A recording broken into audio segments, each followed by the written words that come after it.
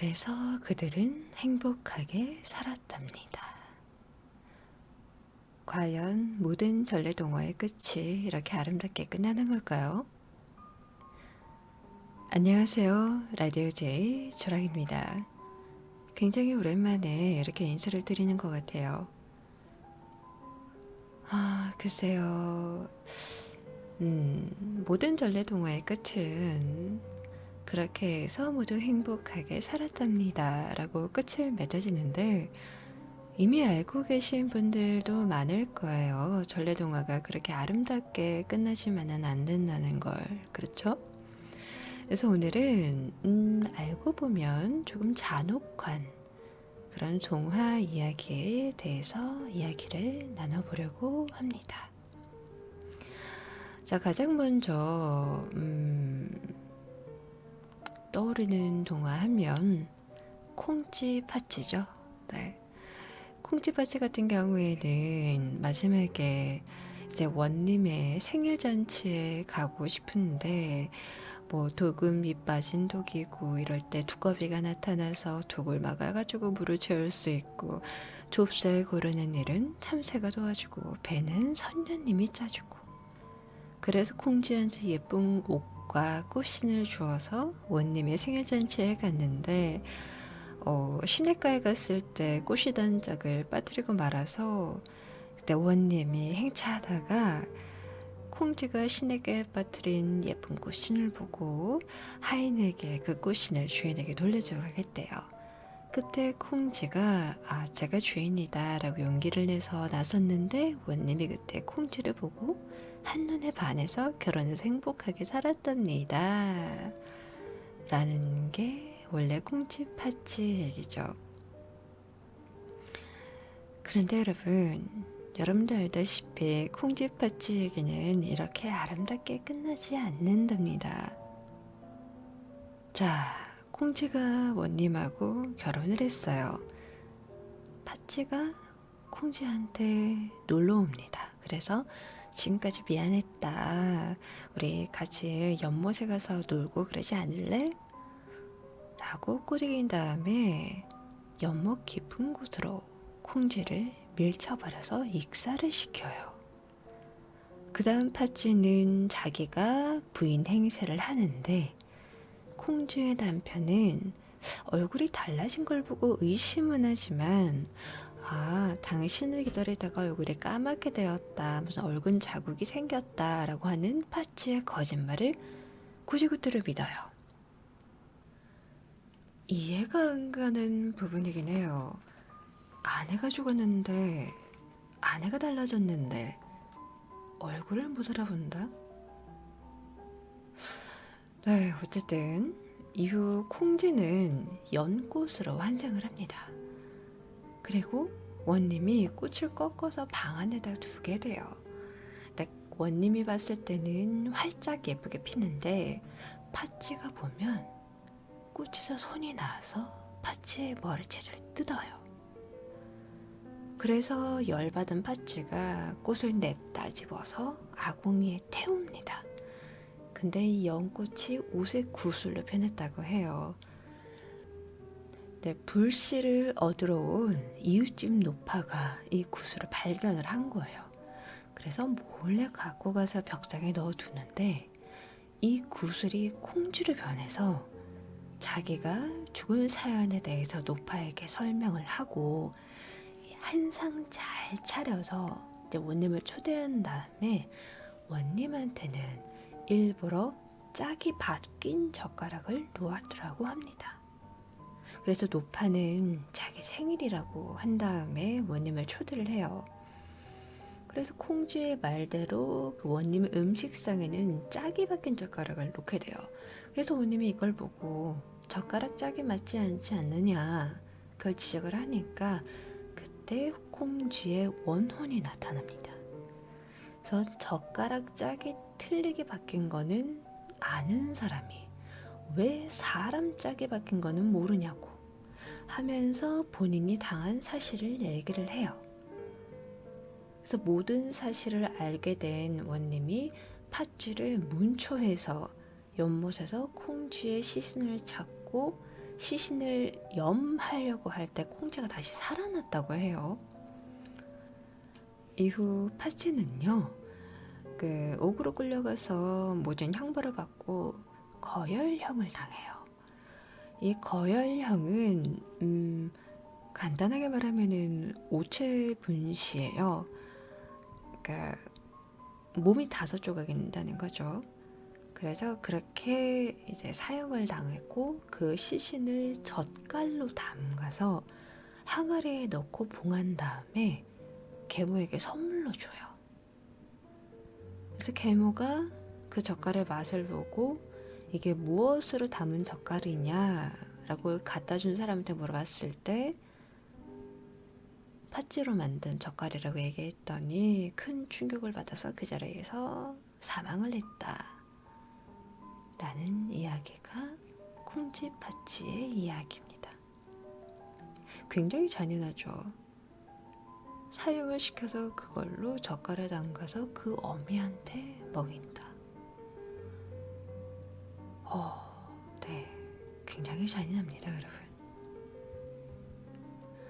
권선징악을 굉장히 명확하게 보여주려고 그렇게 만들어진 건지 어떤지는 모르겠는데 이렇게 잔혹한 얘기들이 의외로 많아요.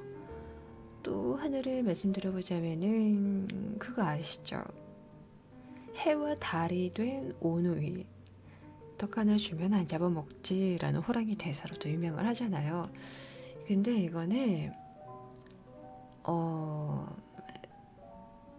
그러니까 일반적으로는 그러니까 호랑이가 엄마를 잡아먹었다라고만 알고 있는데 그 호랑이가 엄마를 그냥 잡아먹은 게 아니고 가면서 떡을 하나씩 주면서 이제 도망치잖아요, 호랑이로부터. 근데 이제 떡이 다 떨어지고 나서는 호랑이가 어머니의 왼팔, 오른팔, 왼쪽 다리, 오른쪽 다리를 다 베어 먹혀요. 떡이 없기 때문에. 그래서 몸통밖에 남지 않는 어머니들이 아이들의 때 가기 위해서 땅 위를 대굴대굴 굴러서 가던 중에 호랑이가 나머지 몸통까지 삼켜서 먹는다. 이게요, 굉장히 잔인하잖아요. 그러니까 저는 이거를 좀 어릴 때 좀 알고 있었는데 너무 좀 그렇더라고요. 그러니까 그렇게 해서라도 이제 아이들을 찾아가기 위해서 엄마가 그렇게 가는 것도 너무 가슴이 아프기도 했고, 근데 실제로 상상을 해보면 너무 그로테스크하잖아요, 사실은. 네. 그리고 뭐 다른 판본을 살펴보면 어머니의 팔을 먹기 전에 저고리나 치마, 속옷을 빼앗는 장면도 나오는데 이거는 성적 겁탈을 암시를 하기도 한다고 해요. 네. 이게 지금 생각해보면 호랑이가 정말 호랑이를 의미하는 걸까 싶기도 하고 그렇습니다. 그리고 유명한 장화홍련전. 장화홍련전은 조금 엽기적이라고 볼 수 있다고 하네요. 근데 사또가 이렇게 자고 이렇게 누워 있는데 장화홍련이 영혼으로 나타나가지고 이제 본인들의 억울한 이런 거를 제기를 하잖아요.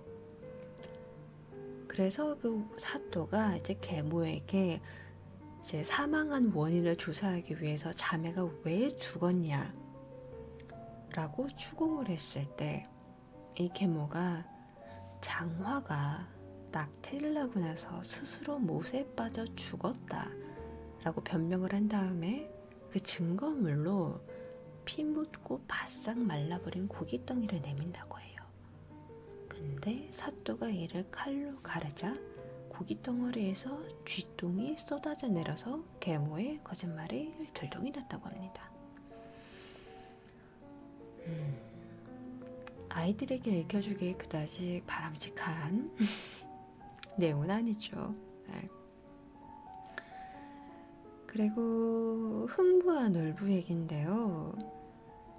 보통 흥부와 놀부가 뭐가? 그런데 동화책에 보면은 흥부는 그저 순하고 착하고 뭐 그런 사람이잖아요. 근데 원작을 살펴보면 흥부도 마냥 착하기만 한 사람은 아니라고 합니다. 흥부전에 국문 필사본을 보면은요, 박을 썰잖아요. 박에서 쌀이 나왔을 때 흥부는 자식 몇 놈이 되져도 살릴 생각은 아예 않고 한 움큼 쌀을 쥐어 허겁지겁 밥을 먹는다 라는 내용이 나오고요. 박에서 어여쁜 여인이 나오자 흥부는 저의 가숙의 흑각 발톱 다목다리만 보았다가 이런 일색을 보아놓으니 오죽 좋겠느냐. 손목을 덤벅 쥐다 깜짝 놀라 탁 놓으며 어디 그것 다루겄나. 살이 아누고 우물어다. 저런 것 한창 좋을째 잔뜩 갖고 채겼으면 뭉그러질 텐데 어찌할까. 라고 하면서 미인을 냉큼 첩으로 삼는다고 합니다. 굶주린 아이들을 챙기지 않아요. 그리고 어려운 시절을 항상 계속 함께 해왔던 부인에게 흑각 발톱 다목다리 라는 말을 하며 예쁜 여자가 나타나자 냉큼 첩으로 삼는 그런 모습을 보이죠. 조금 실망. 그리고 선녀와 나무꾼 일명 유명하죠. 여기서는 선녀와 나무꾼도 나쁘지만은 사슴이 제일 나쁜 것 같긴 해요. 근데 이제 여러분도 알다시피 이거는 잔혹하다라기보다는 어떻게 보면 범죄죠. 범죄. 왜요? 사슴이 자기를 쫓고 있던 사냥꾼으로부터 자기를 숨겨줬을 때, 그리고 그 은혜를 갚고자 하면서 목욕을 하다 내려오는 처녀들이 있는 것을 알려준단 말이에요. 그러면서 날개 옷을 숨겨라. 그리고 아이 셋을 낳으면 도망을 못 가니까 꼭 아이 셋을 낳아라 라고 신신당부를 합니다.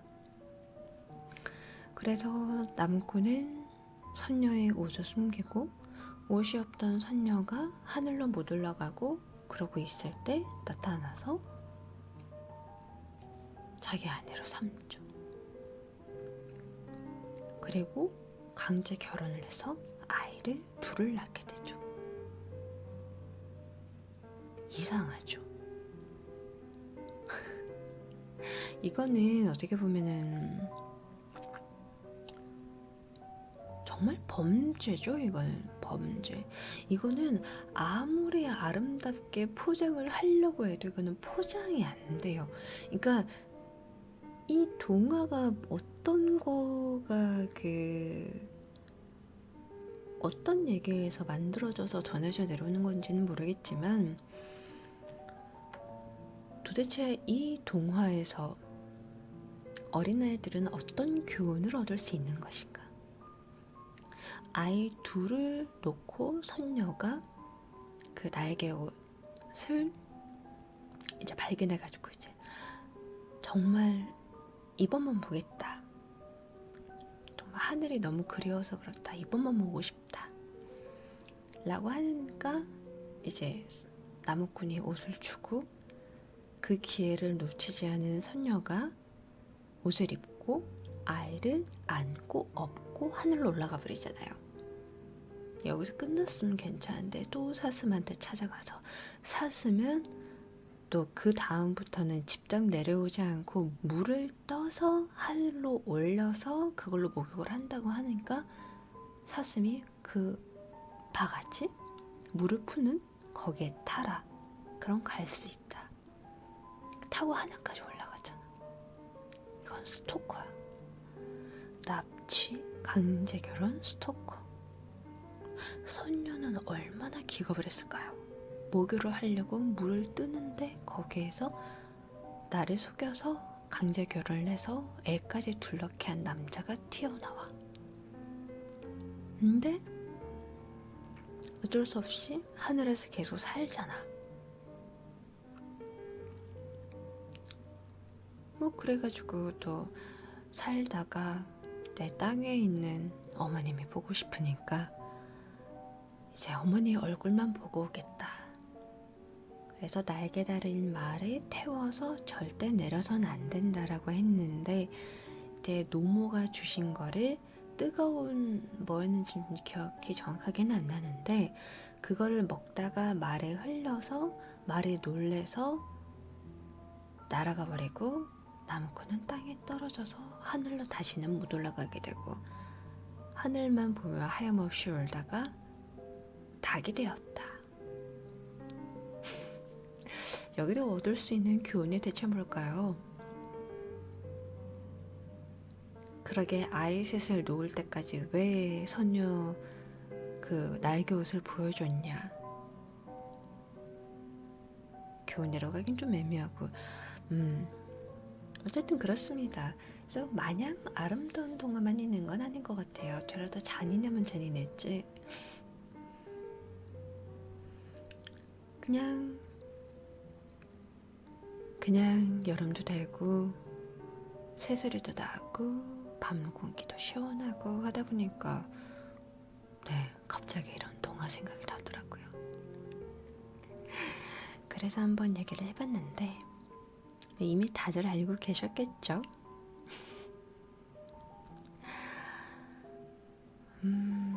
전 개인적으로는 그래도 이 동화들 중에서는 장화홍련? 그나마 제일 덜 잔인한 것 같아요. 일반적인 권선징악 같은 느낌도 들기도 하고 뭐 그렇습니다. 이제는 진짜 여름인 것 같아요. 시간이 많이 늦어져도 해가 쨍쨍하고 밖이 밝아요. 그쵸? 요즘은 그나마 좀 공기가 좋은 편이어가지고 좀 괜찮은데 여름에 많이 덥지만 않았으면 좋겠습니다. 모기가 조금 걱정이 돼요. 예전에 살던 집은 모기가 없었거든요, 정말로. 근데 지금 사는 집은 여름을 처음 겪는 거라서 벌레가 얼마나 많을지 잘 모르겠어요. 부디 벌레가 없기를 바라며 네.